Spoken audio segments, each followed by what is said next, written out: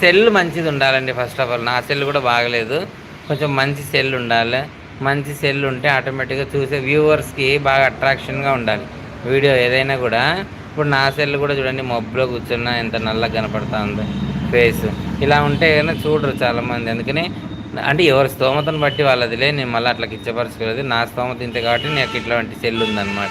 మీ స్తోమతను బట్టి మీరు మంచి రకమైన మంచి సెల్ తీసుకొని పక్కా సక్సెస్ అయ్యేటువంటి ప్లాట్ఫామ్ ఏదైనా ఉంది అని అంటే కనుక, పక్కా డెవలప్ అయ్యేటువంటి ఇలా ఇది ఉంది అని అంటే ఒక్క యూట్యూబ్ మాత్రమే ఫ్రెండ్స్.